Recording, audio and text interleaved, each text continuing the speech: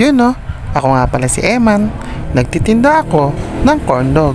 Kaya ang tawag nila sa akin, Kuya Corn Dog, 1/2. Yun no, ngayong araw pala, dito ako nagtinda sa bayan ng Lumban. Bali, festival kasi dito.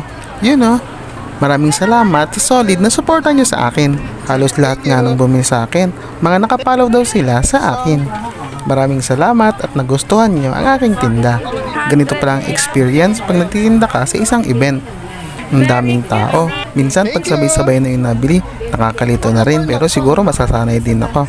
Super na-enjoy ko nga magtinda dito. Sa susunod na festival ulit, magtitinda ulit ako dito.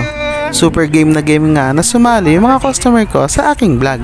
Nakakatuwang makita silang nag-e-enjoy at nabubusog. Shoutout nga pala sa mga magkakatropang ito. Bumili sila ng cheese ball at choco balls. Tapos magbibigayan daw sila para matikman nila parehas. Bali nung una, isa lang yung bumili. Tapos pagbalik nila, marami na sila. Yun no, shoutout din dito kay Tropa. Nag-request siya na isama ko daw siya sa vlog. Yun no, shoutout sa'yo. Corn dog ka muna. Balitik Milo pala yung binili niya. Sabi nga niya sa akin, Kuya, iintayin ko yung videos ko ha. Agad ko nang ginawa yung Tik Milo niya. Sana nga magustuhan niya at bumili ulit siya. Tiyanan, ready to serve. Tapos nang medyo gumabi na, may mga barkada na lumapit sa akin. Tapos sabi nila, Kuya, nakapalo kami sa'yo. Shout out!